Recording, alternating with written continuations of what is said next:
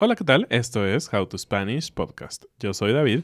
Yo soy Ana y te vamos a hablar sobre predecir el futuro en este episodio. How to Spanish Podcast is designed to help Spanish students improve their listening and vocabulary skills, and it's made possible thanks to our Patreon community. By joining the community, you can access the vocabulary guide and interactive transcript, bonus episodes, and monthly activities to practice your Spanish. If you would like to join the experience, go to patreon.com/howtospanishpodcast. No, la verdad es que no voy a sacar una bola de cristal y voy a decirte cuál es el futuro de How to Spanish, aunque lo sabemos un poco. Viene un bebé en el futuro. Vemos un bebé en el futuro de How to Spanish.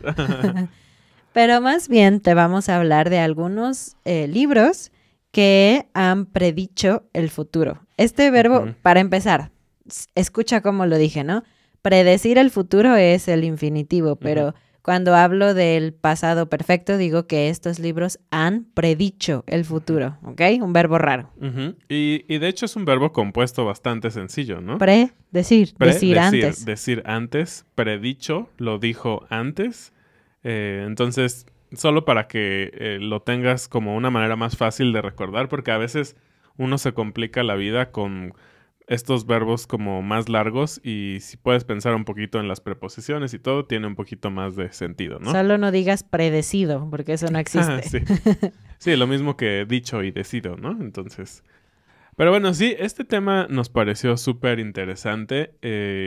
Sabemos que hay muchas misticismo, ¿no? En el tema del futuro. Y muchas personas a veces son muy clavadas en qué va a pasar en el futuro y como en predicciones o este tipo de cosas. No es este estilo que queremos darle al episodio, sino más bien encontramos algunas partes de la literatura, podríamos llamarle medianamente modernas, porque no es literatura clásica, no es como que Platón escribió que íbamos a tener internet o algo por el estilo, sino más bien, sobre todo, es el tipo de literatura de ciencia ficción que ha acertado cosas que hoy en día tenemos, hacemos o que han pasado. No vamos a hablar de Nostradamus y esas cosas un poco más místicas y para algunos oscuras. Entonces vamos a hablar de libros que seguramente, al menos uno de estos te debe de sonar. Creo que para muchos de nosotros fueron parte importante de los estudios, ¿no? Al menos a mí me dejaron leer uno de estos en la prepa. También. Y supongo que algunos de ustedes también. De hecho, vamos a empezar con uno de los más comunes, ¿no? Sí, que de hecho es de mis libros favoritos en todo el mundo. Así que si nos has seguido por algún tiempo, tal vez ya sabes de cuál es. ¿Sabes quién es Eric Blair? La neta no. Me suena a Tony Blair, que sé que fue un primer ministro de Reino Unido. No. Pero no. Bueno, mucha gente no sabe, porque este realmente es el nombre real del escritor conocido como George Orwell. A lo mejor ese nombre ya te suena. Claro. Y estamos hablando específicamente de su novela 1984. Me encanta también. Sí, y bueno, esta novela, para empezar, se considera como el libro más clásico de el género que ahora se conoce como ficción distópica, ¿no? Es un término ahí bastante elegante, me parece. Me encantan las historias distópicas. Y después de todo esto tenemos todas estas historias que ahora han llegado a la pantalla grande, ¿no? Como los Juegos del Hambre. Los Juegos del Hambre, Divergente, Maze Runner y otras Exactamente. Así. Entonces es ese estilo, es esa corriente en donde sucede algo en el futuro como una realidad alterna, yo lo definiría. Y negativa, porque es el contrario a una utopía. Exactamente. Pero bueno, ¿de qué nos habla un poquito 1984? Bueno, 1984 habla del mundo, un mundo en donde toda la gente vive bajo una vigilancia constante del gobierno o de los poderes máximos, ¿no? De hecho, de ahí viene este concepto de el gran hermano, que incluso en México hubo un programa de tele que se llamaba, en inglés, Big Brother. De hecho, creo que es como una cadena. Sí. Díganos por ahí si en sus países también tienen o tuvieron este Creo que sí, programa. Pero lo que me parece chistoso es que en México se llamó en inglés, sí, o sea, Big decíamos Big Brother, ¿no? Este concepto de que alguien siempre te está viendo y alguien siempre sabe lo que estás haciendo o diciendo o pensando incluso. Sí, y este tema de la vigilancia extrema creo que es algo que hoy en día tenemos mucho más consciente en nuestras mentes porque todos nosotros estamos en Internet. Muchos de nosotros tenemos ahora cosas inteligentes en nuestras casas como cámaras de vigilancia para ver hacia afuera que se conectan vía Wi-Fi. O ¿quién no ha escuchado de estas cosas de que según se prende la cámara de tu laptop y te están vigilando? Alguien a mi lado tiene miedo de eso. Lo que a mí no me gusta es cuando hablas de algo y automáticamente tu teléfono te muestra anuncios de eso. Para mí es como, Sí. ¿por qué me estás escuchando? No me gusta. Es demasiado, pero sí. Bueno, antes de avanzar, creo que no lo dijimos, me gustaría decir que este libro fue escrito en 1949. Ajá. Entonces se escribió unos 30 y tantos años antes de lo que se supone que pasaba, ¿no? 1984. Ujú. Algo que también me encanta de este libro es que el personaje principal trabaja en el Ministerio de la Verdad, que es todo lo contrario a un Ministerio de la Verdad.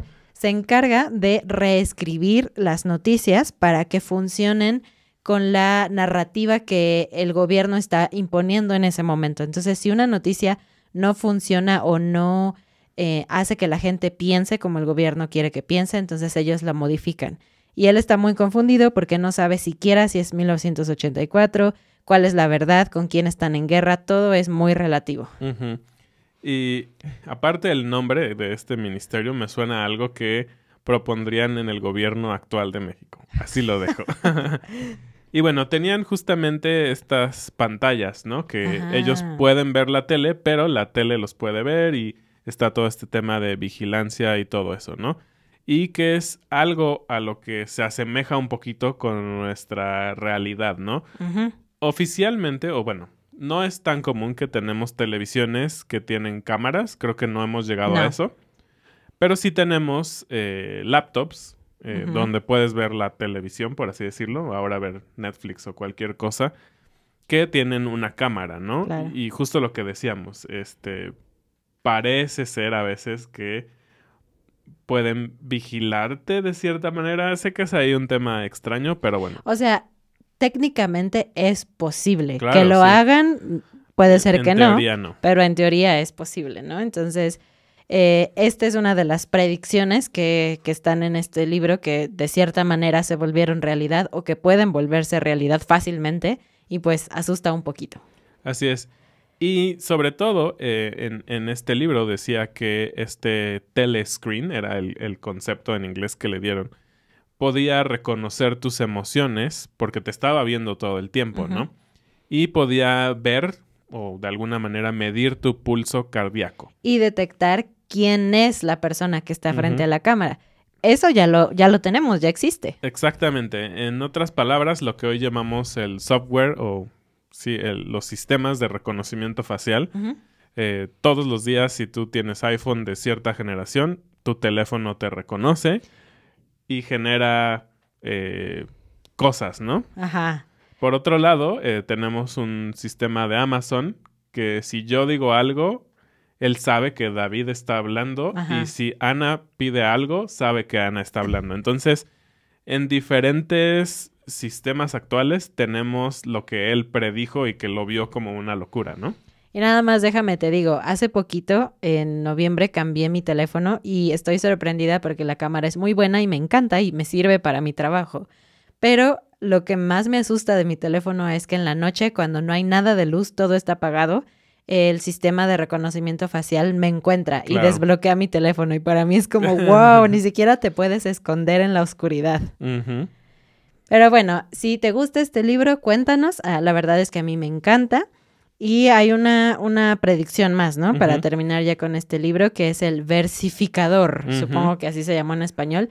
Los dos leímos el libro en inglés, entonces no sabemos bien cómo tradujeron estos conceptos al español, pero es como una máquina que puede producir música y literatura de forma artificial. Y ahorita eso suena natural. Hemos oído mucho sobre lo que puede lograr la inteligencia artificial, incluido arte, que te hace sentir cosas y dices, ¿cómo una máquina logró hacer eso? Pero bueno, para nosotros es normal, pero si piensas el año en que se escribió esto, era una realidad muy distante. Bueno, vámonos al siguiente libro que se llama La máquina se detiene, supongo. Bueno, está escrito en inglés, así que el título original es The Machine Stops. Este es un libro de 1909.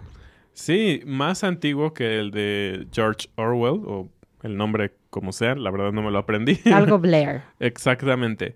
Y bueno, este me encanta porque es la historia del futuro del mundo en el cual las personas solo viven y trabajan en un cuarto. No salen, no tienen interacción social. Más que en línea. Entonces, si piensas que esto fue escrito en 1909, sí. Debe haberse visto como una locura impresionante, ¿no? Y para nosotros, ¿cómo te suena eso? A mí me suena a pandemia, me suena a internet. Claro, Zoom, redes sociales. Todo lo que estamos muy acostumbrados aquí. Algo muy interesante de este libro es que las personas decidían esto, ¿no? Estaban tan metidos en su mundo, en su burbuja, que decidían estar ahí. Y en este libro, pues con simplemente oprimir un botón, muchas cosas pueden pasar, como puede aparecer tu cama, puedes obtener comida, puedes hablar con otra gente que está en otras partes del mundo. Todo eso son cosas que ya tenemos. A lo mejor no puedes hacer que aparezca tu cama mágicamente, pero comida, tienes servicios a domicilio, ¿no? O sea, realmente en esta época, al menos en las partes del mundo más tecnológicas o desarrolladas, la verdad es que no necesitas moverte de tu casa para trabajar, para socializar, para encontrar un trabajo, para ordenar comida, para ordenar muebles, para ordenar flores, lo que sea puede llegar a tu casa.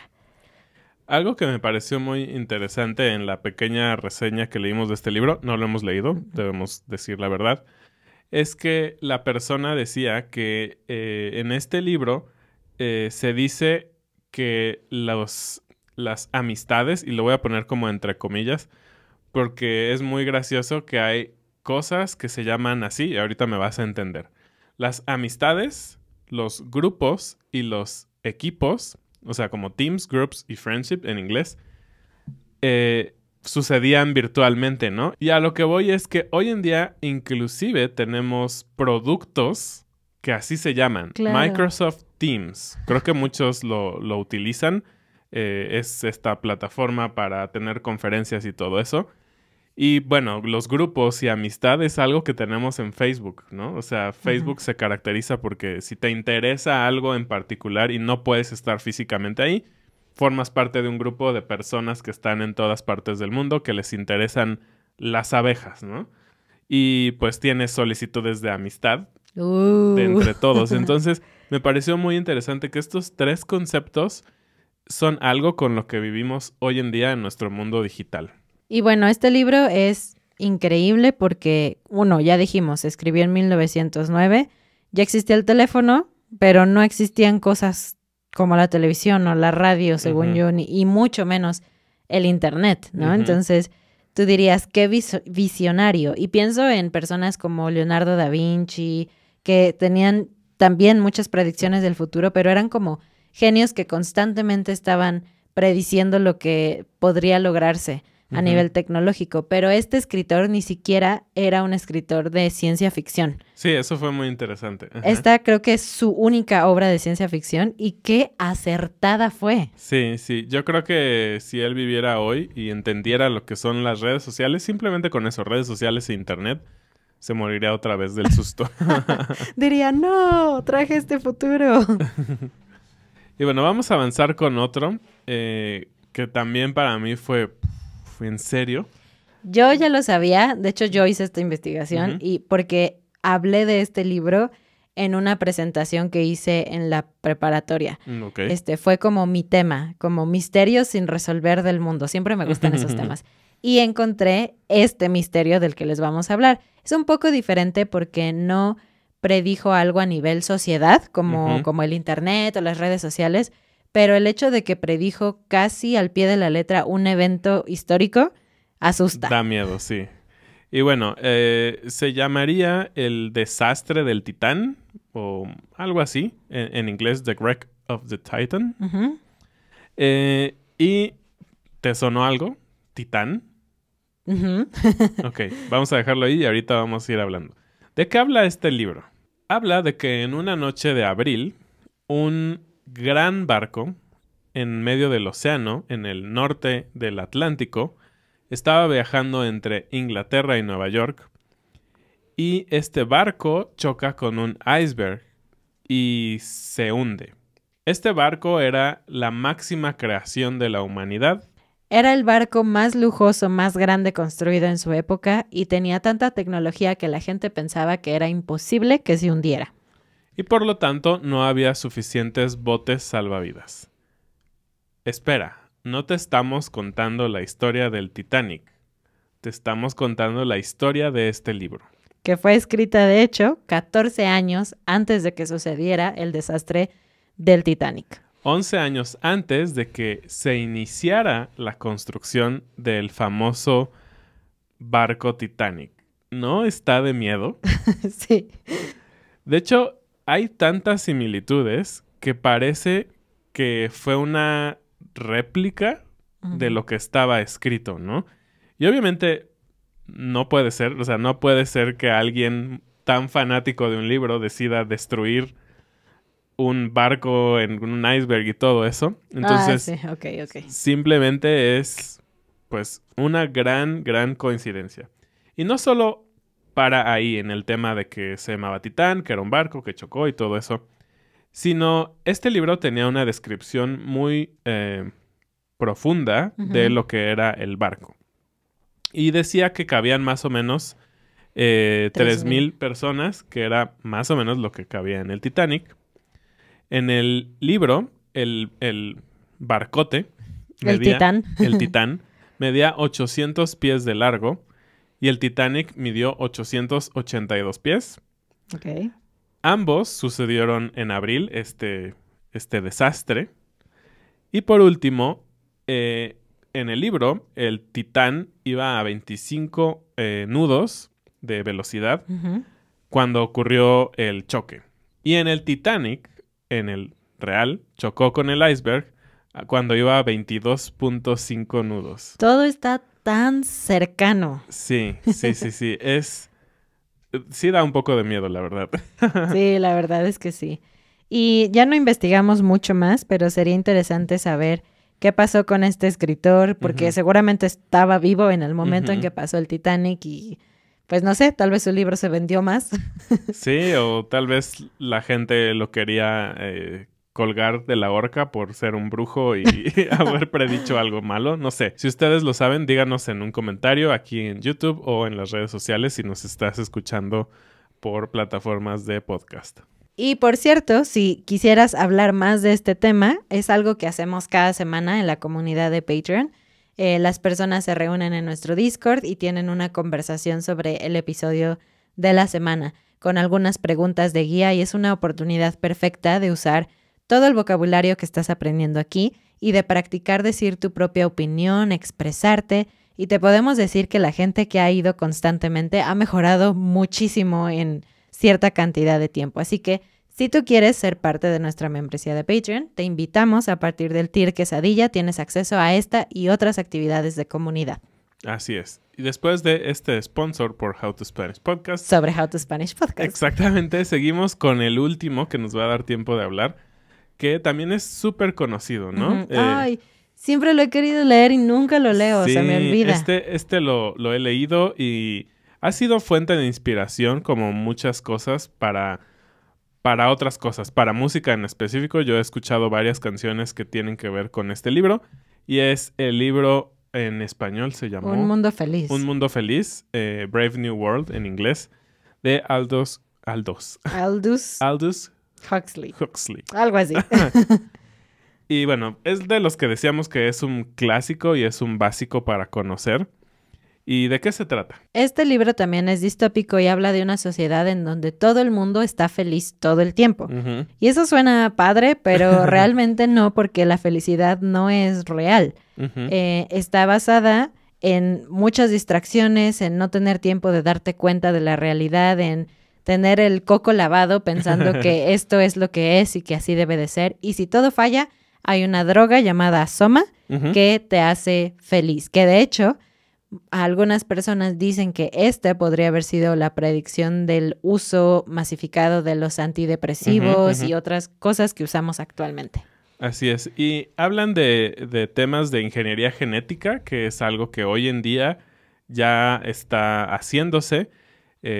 Obviamente, ahorita el tema de ingeniería genética está enfocado a mejorar la salud, ¿no? Pero aquí lo estaban utilizando como para enfocar la mente a estar feliz, ¿no? No importando las circunstancias. Y también lo hacían a través de el condicionamiento pavlónico o de Pavlov, que es un psicólogo muy interesante. Después hablaremos de eso, que también me parece muy padre. Pero sí, como dijo Ana, si todo fallaba, tenían este medicamento mágico. Algo que también fue una predicción es que en este mundo hay muchísimas distracciones, ¿no? Para evitar que pienses en tu realidad y para que te entretengas y nunca estés aburrido. Entre ellos, películas que involucran tus 5 sentidos, muchos juegos y otras cosas. Y eso suena bastante como ahora, ¿no? La verdad es que es difícil aburrirse en nuestra época porque tienes al alcance de tu mano películas, tienes tu teléfono, tienes juegos, tienes la oportunidad de estar involucrado en alguna actividad 24 horas al día por 7 días a la semana si quieres. Sí, de hecho, pues bueno, se dice que hoy en día un humano promedio más o menos tecnológico no puede pasar 30 minutos sin ver su celular. Y de hecho fue algo que de cierta manera Huxley predijo, de decir no nos podemos desconectar de este mundo que nos está distrayendo. Y hoy en día sabemos que esto de hecho tiene efectos en nuestra salud mental, inclusive a nivel estructura cerebral. Entonces, parece que no es un sistema que está cambiando nuestra libertad, sino nosotros mismos estamos yendo hacia el sistema, ¿no? Sería como la diferencia que puedo ver como entre el libro y lo que está pasando hoy en día. Obviamente no estamos ahí en ese punto, pero es asombroso como, pues sí, no podemos pasar tiempos aburridos o tiempos sin nada que hacer o que pensar. Sí. Y es algo que pasaba, ¿no? Entonces, que pasaba en este libro. Entonces, sin duda es un libro también que vale muchísimo la pena y te deja un poco frío pensar que lo que algunos autores en el pasado veían como algo horrible que podría pasar con la sociedad, porque creo que lo escribían como un poco una crítica o como para evitar tal vez llegar ahí y que estemos ahí más o menos, da un poquito de miedo. Sí, de hecho, cuando estabas diciendo eso, pensé qué tanto uso mi teléfono y me dio un poquito de miedo. Bueno, pues cuéntanos un poco en los comentarios si has leído estos libros, qué opinas, si conoces de otros libros que han predicho algunas cosas sobre nuestra sociedad, nos encantaría saber. Y bueno, antes de terminar, vamos a la frase del día, que no la dijimos en este episodio, pero lo resume perfectamente. Poner los pelos de punta. Cuando algo te da miedo o escalofríos, decimos que te puso los pelos de punta, que es como que tu cabello se levanta porque como un gato cuando está asustado, ¿no? Entonces, esa es la frase del día para ti. Así es. Y bueno, pues ahora sí nos despedimos. Les deseamos que no se espanten, que lean estos libros y nos platiquen qué piensan. Muchas gracias y bienvenidos a nuestros nuevos patrones. Sile, Andrew, John, Samantha, Jonathan, Abdul, Shannon, Bill, Whitney, Krisha. Sage, Robin, Derek, Jason, James, Carl, Diana, José, Debbie, Julián. Nos vemos la siguiente semana. Adiós. Adiós.